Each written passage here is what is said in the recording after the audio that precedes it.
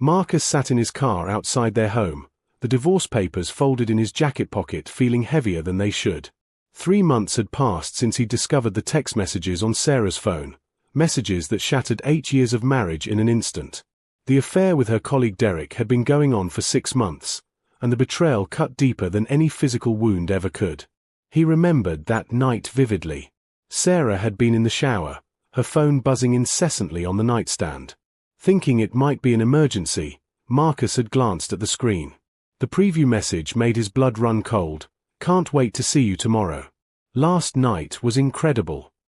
The sender was simply labeled D. The confrontation that followed was explosive. Sarah had crumbled immediately, tears streaming down her face as she confessed everything. She swore it was over, that Derek meant nothing, that it was a terrible mistake born from feeling neglected during Marcus's promotion at work. She begged for forgiveness, for a chance to rebuild what they'd had. Marcus had wanted to believe her. He'd wanted to believe that their marriage, the life they'd built together, the dreams they'd shared, was worth salvaging. But trust, once shattered, was nearly impossible to piece back together. Every time she picked up her phone, every time she came home late from work, doubt gnawed at him. The woman he'd loved had become a stranger wearing a familiar face. Tonight was supposed to be the night. He'd made an appointment with a divorce attorney for tomorrow morning. The papers were drawn up, waiting only for his signature. He just needed to go inside and tell her it was over. No more second chances, no more false hope. Just a clean break and the opportunity to start healing.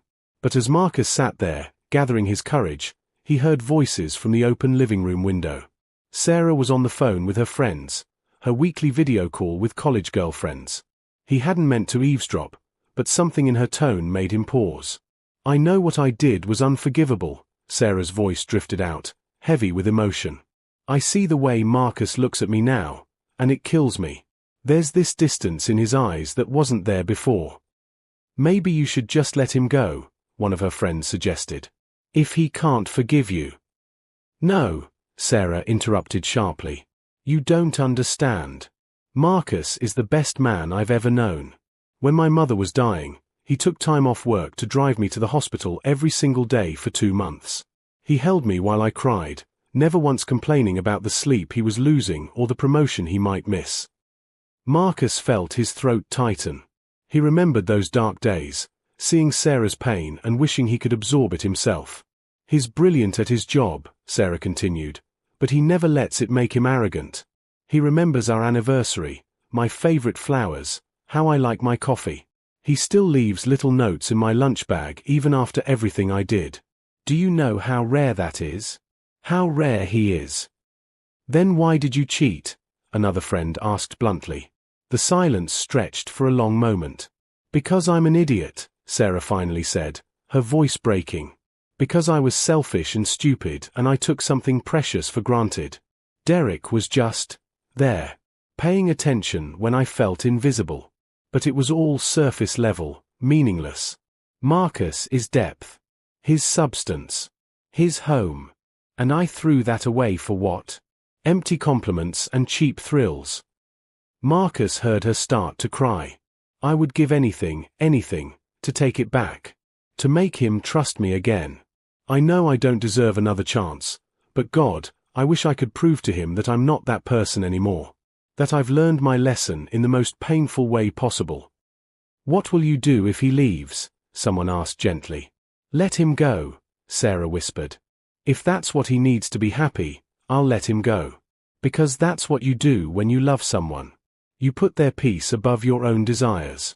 I wish I'd realized what I had before I destroyed it." Marcus sat frozen in his car, tears streaming down his face, the divorce papers burning a hole in his pocket. For the first time in 3 months, doubt crept in, not about her betrayal, but about his decision to end everything. Maybe, just maybe, there was still something worth fighting for. Marcus didn't go inside that night. Instead, he drove aimlessly through the city streets, his mind a battlefield of conflicting emotions. Sarah's words echoed in his head, colliding with the memory of those devastating text messages. By the time he returned home at midnight, the house was dark. He found Sarah asleep on the couch, her phone still in her hand, dried tears on her cheeks. He carried her to bed, just like he used to after she'd fall asleep during movie nights. Old habits died hard. The next morning, Marcus cancelled his appointment with the attorney. He didn't mention it to Sarah, didn't explain why he seemed slightly less cold over breakfast. He just watched her, really watched her, looking for signs of the woman he'd married beneath the stranger who'd betrayed him. "I'm thinking about counseling," Sarah said suddenly, not meeting his eyes. "For myself. To figure out why I sabotaged the best thing in my life. I'm not asking you to come with me. I just thought you should know." It was a start. A small one, but a start nonetheless. Over the following weeks, something shifted. Sarah began seeing a therapist twice a week. She gave Marcus complete access to her phone, her email, her social media, everything. She'd changed jobs, transferring to a different department to avoid any contact with Derek. She came home straight after work, never made plans without including him, and slowly, painfully, began the process of earning back his trust. Marcus watched it all with cautious hope. The cynic in him said it was all an act, that people didn't really change. But the part of him that had loved her since they were 23 years old whispered that maybe, just maybe, this time was different. They started going on dates again, awkward at first, like two strangers trying to find common ground. They'd walk through the botanical gardens where Marcus had proposed, sit in their favorite coffee shop, attempt to rebuild the connection that betrayal had severed. Some nights were good, filled with genuine laughter and glimpses of who they used to be. Other nights, the weight of what happened would crash down, leaving them in uncomfortable silence. "I'm trying," Sarah said one evening, tears in her eyes as they sat on their back porch. "I know it's not enough, and I know I don't deserve your patience, but I'm trying so hard to be worthy of you again." Marcus took her hand, the first time he'd initiated physical contact in months. "I can see that," he admitted. "I'm trying too. This isn't easy for me, Sarah. Trusting you again feels like walking on broken glass." "I know," she whispered. "I broke something precious, and I hate myself for it every single day." They decided to try couples counseling. Dr. Patricia Chen was a no-nonsense woman in her 50s who didn't let them hide behind pleasantries. She made them confront the ugly truths: Marcus's workaholic tendencies that had left Sarah feeling lonely, Sarah's unwillingness to communicate her needs until she sought validation elsewhere, the slow erosion of intimacy that neither had acknowledged until it was too late. "Infidelity is rarely just about sex," Dr. Chen explained during one session. "It's usually a symptom of deeper issues in the relationship. That doesn't excuse it," she added, looking at Sarah, "but understanding the why can help prevent it from happening again." Marcus found himself opening up about things he'd never voiced: his fear of failure, his need to prove himself at work, his assumption that Sarah would always just be there, unshakable. Sarah talked about feeling like a background character in her own life, how Derek's attention had been a drug that made her feel seen again, even though it was built on deception and betrayal.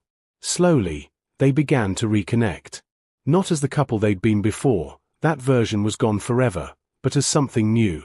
Something forged in the fire of betrayal and the hard work of recovery. Marcus surprised Sarah with her favorite takeout. She left work early to meet him for lunch. They started holding hands again, then kissing goodnight, then more. For months after Marcus had sat in his car with divorce papers in his pocket, he and Sarah made love for the first time since the affair. It was different, raw and emotional and tinged with sadness, but also beautiful in its honesty. Afterwards, Sarah cried in his arms. "I love you," she said. "I never stopped, even when I was at my worst. I love you so much it hurts." "I love you too," Marcus replied, surprised to find he meant it. The love had changed, become more complex and scarred, but it was still there, stubborn and resilient. "We're going to be okay." Sarah kissed him softly. "We're going to be better than okay. I promise you, Marcus. I will spend the rest of my life proving that you made the right choice." That night, Marcus slept peacefully for the first time in months, his wife curled against him, her steady breathing a comfort. He believed they'd turned a corner. He believed the worst was behind them. He believed her promises. He had no idea that the nightmare was just beginning. 3 months of peace. 3 months of rebuilding, of cautious optimism, of believing that their marriage had survived its darkest hour and emerged stronger. Marcus had finally put away the divorce papers, filed them in the bottom of his desk drawer like artifacts from a different life, a life he was grateful they'd avoided. It was a Saturday morning when everything fell apart again. Sarah had gone to yoga class, something she'd started as part of her new beginning. Marcus was doing laundry, a mundane domestic task that felt almost meditative in its simplicity. As he transferred clothes from the washer to the dryer, Sarah's phone fell out of her jacket pocket. The screen lit up with the impact, revealing a notification. Marcus glanced at it reflexively, not snooping, just making sure the phone wasn't damaged. His blood turned to ice. The message preview read, "Babe, last night was amazing. When can I see you again?" The sender was listed as J. Yoga. Marcus stood frozen, the wet laundry forgotten in his hands, water dripping onto the floor. No, this couldn't be happening. Not again. Not after everything. His hands shook as he unlocked the phone. She'd given him her password months ago, part of her transparency commitment. He navigated to the messages, and with each swipe, each read receipt, each emoji, his heart broke a little more. The messages went back 6 weeks. 6 weeks of lies while she'd looked him in the eyes and sworn she was different now. Jay was apparently Jake, her yoga instructor. The messages were intimate, flirtatious, explicit. They'd been meeting at his apartment twice a week, supposedly during her therapy sessions. Marcus felt nauseous. The therapy sessions. She'd even weaponized therapy, the one thing that had given him hope they could heal, as a cover for another affair. He scrolled further back, his horror mounting. There were messages from Derek too, from just 2 months ago. "I miss you. Just one more time." Sarah's response, "I can't, I'm trying to fix things with them." But then, a week later, "Okay, but this is really the last time." It had never ended. While they'd been in couples counseling, while she'd cried in his arms and promised to be better, while he'd been fighting through his pain to trust her again, she'd been cheating the entire time. Perhaps with Derek, definitely with Jake, maybe others he hadn't discovered yet. The bedroom door creaked. "Hey, I'm back early." Sarah stopped when she saw Marcus standing in the laundry room, her phone in his hand, his face a mask of devastation and rage. "Marcus." Her voice was small, already knowing. Her eyes dropped to the phone, and he watched the color drain from her face. "Yoga," he said, his voice eerily calm. "You told me yoga was helping you find inner peace. Was Jake helping you find that peace, Sarah? Was Derek?" "I can explain." "Explain." Marcus laughed, a bitter sound that cut through the air like broken glass. "Explain what?" "That you've been lying to me for months. That while I was in therapy, pouring my heart out, trying to understand what I did wrong, trying to trust you again, you were fucking your yoga instructor." "Please, Marcus, just listen." "I did listen," he roared, all the calm evaporating. "I listened when you cried about how sorry you were. I listened when you promised you'd changed. I listened to you defend me to your friends, and I actually believed it meant something." Sarah's face crumpled. "It did mean something. I meant every word of that. I do love you. You love me." Marcus's voice dropped to a whisper, which was somehow more frightening than his shout. "You have a funny way of showing it. Tell me something, Sarah. That night when I overheard you on the phone, when you talked about how rare I was, how I'm home, were you planning to see Derek the next day? Or was that a Jake day?" She reached for him, but he stepped back as if burned. Don't touch me. Don't come near me." "Marcus, I'm sick," Sarah said desperately. "I'm addicted to the validation, the attention. My therapist says." "Your therapist doesn't know you were lying about even going to therapy." Marcus interrupted. "Was any of it real? The counseling, the job change, the vulnerability, was any of it actually real?" "The feelings were real," Sarah insisted. "My love for you is real. I'm broken, Marcus. I need help." "You're not broken," Marcus said coldly. "You're a liar. You're a cheater. And you're not my problem anymore." He pulled out his phone and made a call. Brad? Yeah, it's Marcus. Is that attorney appointment still available? Tomorrow morning? Perfect. I'll be there. Sarah sank to the floor, sobbing. Please, please don't leave me. I'll go to rehab. I'll do anything. There is nothing you can do, Marcus said, his voice devoid of emotion now. Numbness had set in, a protective shell around his shattered heart. I gave you everything, Sarah. I gave you forgiveness when I shouldn't have. I gave you trust when you didn't deserve it. I gave you my love, my loyalty, my faith in us. And you spat on all of it. Repeatedly. He walked past her to their bedroom and pulled out a duffel bag, began throwing clothes into it mechanically. Sarah followed, still crying, still pleading, words tumbling out in a desperate stream. Promises of change, explanations about childhood trauma, claims of sex addiction, anything to make him stay. Marcus zipped the bag and turned to face her one last time. The woman he'd married, the woman he'd loved for over a decade, looked small and pathetic on the floor, mascara running down her face. He felt nothing but cold emptiness. I forgave you once, he said quietly. I believed in you, in us, in the possibility of redemption. That was my mistake. You're not a person who made a terrible mistake, Sarah. You're a person who keeps making the same choice over and over while lying about it. And I'm done being your fool. Marcus, please. Goodbye, Sarah. He walked out of the bedroom, down the stairs, past the living room where they'd laughed together just yesterday, past the kitchen where they'd cooked breakfast that morning, past all the memories and ghosts of a life that had been built on sand. He didn't look back. Marcus spent that first night in a hotel, lying awake in the dark, staring at the ceiling as his mind replayed every moment of the past 7 months on an endless loop. Each memory was now poisoned, every tender moment, every breakthrough in counseling, every time she'd sworn she'd changed. All of it had been a performance, a carefully constructed lie designed to keep him trapped while she continued to betray him. The devastation was different this time. The first affair had been a shock, a sudden violent rupture. This was more insidious, the slow realization that he'd been willfully deceived by someone he'd been working so hard to trust again. The humiliation cut deeper because he'd chosen to believe her. He'd cancelled divorce proceedings, defended his decision to give her another chance to his skeptical friends and family, and thrown himself into the hard work of forgiveness. And all of it had been for nothing. Sunday morning, Marcus met with his friend David for coffee. David took one look at his face and knew something terrible had happened. She did it again, didn't she? David asked quietly.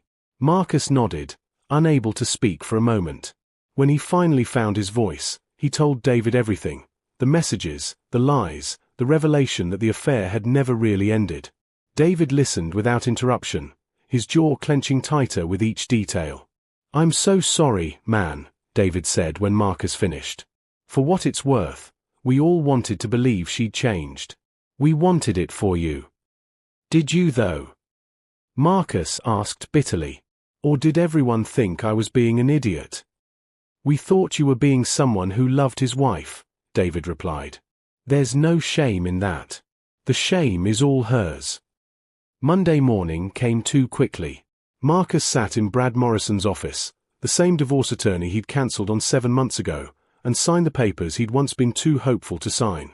Brad, a weathered man in his 60s who'd seen countless marriages dissolve, was surprisingly gentle. I'm including an infidelity clause, Brad explained. Given the documented pattern of repeated affairs, we can push for a favorable settlement. You'll keep the house, most of the assets. She forfeited her right to claim hardship when she chose to betray you repeatedly. Marcus just nodded. He didn't care about the house or the money. He just wanted it over. Sarah's lawyer contacted them by Wednesday. She wanted to talk, wanted to negotiate, wanted one more chance to explain. Marcus refused all contact. He communicated only through Brad, each cold, legal exchange another door closing on a life he'd once cherished. His family rallied around him. His mother arrived with casseroles and fierce hugs. His sister, Rachel, showed up with moving boxes and a truck, helping him pack up his belongings from the home he'd shared with Sarah. Through it all, Sarah sent texts, desperate, pleading messages that ranged from genuine remorse to angry accusations. "You're abandoning me when I need help," one text read. "I'm sick, Marcus." "I have a problem. Where's your compassion?" Rachel saw it over his shoulder and snorted. "The audacity. She cheats on you multiple times, lies for months, and she's mad you won't play therapist." Marcus blocked her number. Then her email. Then all her social media accounts. He wasn't cruel about it. He simply erected walls that should have been built months ago. Work became his refuge. He threw himself into projects, staying late, volunteering for the difficult assignments no one else wanted. His boss, concerned about his sudden intensity, called him in for a conversation. "Marcus, I appreciate the dedication, but you look terrible. Are you okay?" "Divorce," Marcus said simply. "Keeping busy helps." His boss nodded understandingly. "Take the time you need. We're here for you." But Marcus didn't want sympathy. He wanted numbness, wanted to feel nothing, wanted to erase the past decade and start fresh as if Sarah had never existed. Unfortunately, healing didn't work that way. At night, alone in his new apartment, the pain would ambush him, grief and rage and humiliation all tangled together into something that felt like it would crush him. He started seeing a therapist of his own, Dr. Raymond Park, a calm man who didn't offer platitudes or easy answers. "You're grieving," Dr. Park explained. "Not just the loss of your marriage, but the loss of who you thought you were married to. You're grieving the future you planned, the trust you extended, the forgiveness you gave. That's real loss, Marcus. Don't minimize it." "I feel like an idiot," Marcus admitted. "Everyone probably thinks I'm pathetic for taking her back." "Do you think you're pathetic?" Marcus considered this. "No. I think I'm someone who believed in redemption. I think I'm someone who fought for his marriage. That doesn't make me weak. It makes me human." "Exactly," Dr. Park said. "You acted with integrity. Sarah didn't. Her choices are not a reflection of your worth." 6 weeks after moving out, Marcus received a call from Sarah's friend, Jennifer, one of the women from that video call he'd overheard months ago. "I know I have no right to ask," Jennifer began, "but I'm worried about Sarah. She's not doing well. She's been calling all of us, saying she made the biggest mistake of her life, that she needs you." "Jennifer," Marcus interrupted gently but firmly, "Sarah needs professional help, not me. I can't save her. I couldn't even when I was trying. She made her choices, repeatedly, knowing the consequences. I'm sorry she's hurting, but that's no longer my responsibility." "I understand," Jennifer said quietly. "For what it's worth, she really did love you. I think she just loved herself more." After hanging up, Marcus sat with that thought. Sarah had loved him, he believed that. But her love was selfish, conditional, and ultimately destructive. It wasn't the kind of love that sustained a marriage. It was the kind that poisoned it slowly until nothing remained but resentment and regret. The divorce papers arrived 3 months after he'd signed them. Marcus looked at the official decree, the legal end of his marriage, and felt relief. Underneath the sadness and anger was a surprising sense of freedom. He was no longer tied to Sarah's chaos, no longer responsible for monitoring her phone or wondering if she was telling the truth. He was just Marcus again, not Marcus the betrayed husband, not Marcus the fool who took her back, just Marcus. That weekend, David invited him to a party. Marcus almost declined, not feeling social, but forced himself to go. He needed to start living again, not just existing. At the party, surrounded by laughter and music and people who had no idea about his failed marriage, Marcus felt the first stirrings of something like hope. He wasn't whole yet. The scars were still fresh, the trust issues real. But he was healing. Slowly, painfully, imperfectly, but healing nonetheless. And for the first time in a year, that felt like enough. 8 months after the divorce was finalized, Marcus stood in his new apartment. Not the temporary place he'd first fled to, but a real home he'd chosen deliberately. Floor-to-ceiling windows overlooked the city. Modern furniture he'd picked himself. Artwork that reflected his taste, not compromises made for someone else. It was smaller than the house he'd shared with Sarah, but it was entirely his, and that made it perfect. He'd changed in those months. The haunted look in his eyes had faded, replaced by something steadier, wiser. Dr. Park had helped him understand that his capacity for forgiveness wasn't a weakness, it was a strength that Sarah had exploited. The difference now was that Marcus had learned to extend that compassion to himself too. "You gave your marriage everything you had," Dr. Park had said during their final session. "That's admirable. But you also learned when to walk away. That's wisdom."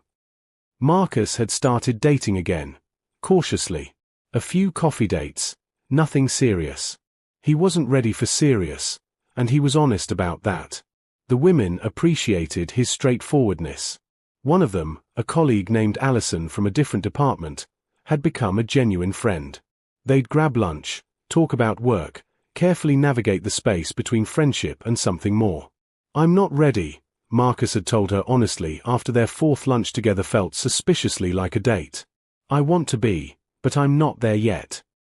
"I know," Allison had replied with a gentle smile. "Believe it or not, I'm okay with that. I like spending time with you, Marcus. No pressure, no expectations. Just two people getting to know each other." That had felt safe. Healthy. Like the foundation of something that could be real when he was ready. Meanwhile, Sarah's life had unraveled spectacularly. Marcus heard about it through mutual friends who felt he should know. She'd lost her job after showing up drunk repeatedly, had cycled through 2 more brief relationships that ended badly, and had finally checked herself into a rehabilitation facility that treated both substance abuse and behavioral addictions. Jennifer called him one evening. "She's doing the work this time," she reported. "Real work. No excuses, no deflecting. She asked me to tell you she understands why you left, and she doesn't expect anything from you. She just wanted you to know she's finally getting real help." "I hope she finds peace," Marcus said, and meant it. The anger had faded months ago, leaving only a distant sadness for who Sarah might have been if she'd confronted her demons before destroying their marriage. "But that's her journey now, not mine." "I know," Jennifer said. "You're doing well? I heard you got promoted." "Senior Director," Marcus confirmed. "They announced it last week." "Marcus, I just want to say, we all admired how you handled everything. You gave her every chance, and when she blew them all, you walked away with dignity. That's rare." After the call, Marcus poured himself a glass of wine and stepped onto his balcony. The city stretched out before him, lights twinkling in the darkness. A year ago, he'd been sitting in a car outside his house, divorce papers in his pocket, listening to his wife defend him to her friends. That moment had changed everything, had given him hope that proved false, had led to months of additional pain, had taught him the difference between someone who talks about change and someone who actually changes. He didn't regret giving Sarah that second chance. The regret would have been worse, always wondering what if, always carrying the guilt of not trying hard enough. Now he knew. He'd given it everything, and she'd chosen betrayal anyway. That knowledge hurt, but it also freed him. His phone buzzed. A text from Allison, "Thinking about you. Hope you're having a good evening. No need to respond, just wanted you to know." Marcus smiled. Simple. Kind. No hidden agenda. He texted back, "Thank you. That means more than you know. Coffee tomorrow." It's a date. Well, a friendly coffee. You know what I mean. He did know.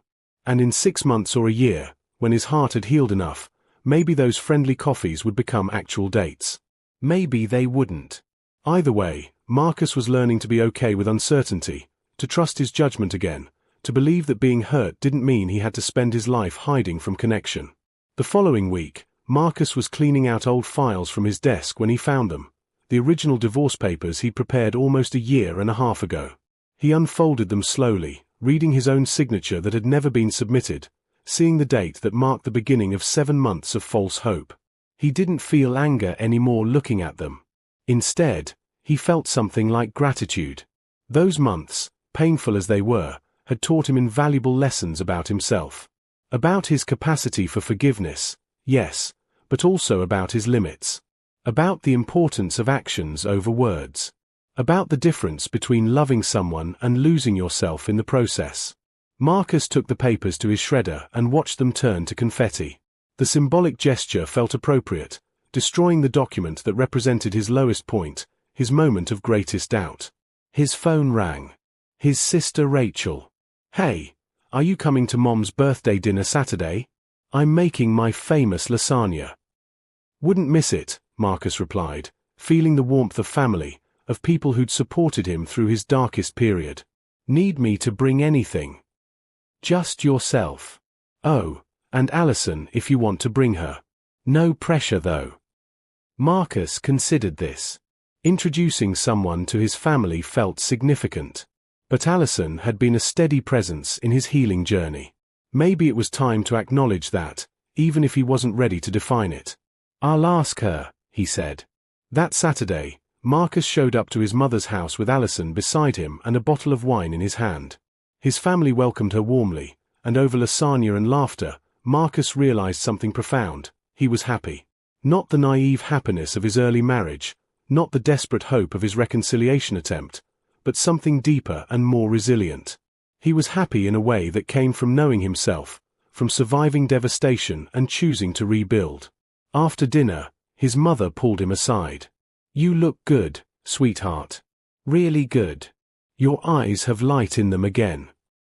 "I feel good, Mom," Marcus replied honestly. "It took a while, but I got there." "I'm proud of you," she said, squeezing his hand. "You handled an impossible situation with grace. Your father would have been proud too." That night, driving Allison home, Marcus felt her hand rest gently on his arm.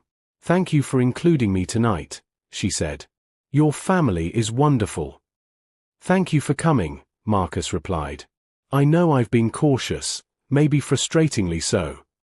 "Stop," Allison interrupted gently. "You've been exactly what you needed to be. Honest. Self-aware. Present. Those are good things, Marcus. Really good things." He walked her to her door, and for the first time since his divorce, Marcus initiated a kiss. It was gentle, tentative, full of possibility rather than desperation. When they pulled apart, Allison was smiling. "Good night, Marcus," she whispered. "Good night." Driving home, Marcus thought about the journey that had brought him here. The betrayal, the false hope, the second devastating discovery, the painful process of letting go. Each step had been necessary, had shaped him into someone stronger, wiser, more discerning. He thought about Sarah, hoping she was finding her own path to healing, but knowing that her story was separate from his now. She'd made her choices.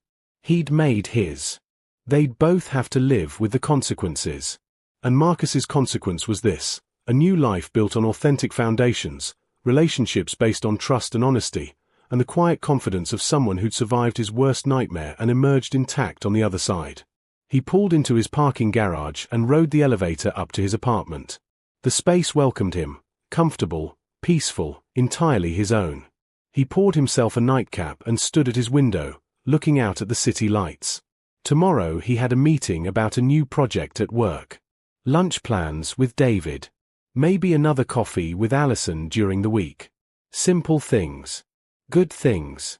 Real things. Marcus raised his glass to his reflection in the window. "To second chances," he said quietly. "Not for people who squander them, but for ourselves, the chance to choose better, love smarter, and build something worth keeping." He sipped his drink, set it down, and went to bed. For the first time in nearly 2 years, Marcus fell asleep without the weight of betrayal crushing his chest, without wondering if he was being lied to, without questioning his worth. He fell asleep as someone who'd learned that walking away from toxic love wasn't giving up, it was choosing himself. And that choice, difficult as it had been, had saved his life. The story of Marcus and Sarah was over. But Marcus's story, the one about healing, growth, and learning to trust again, was just beginning. And this time, he was writing it himself.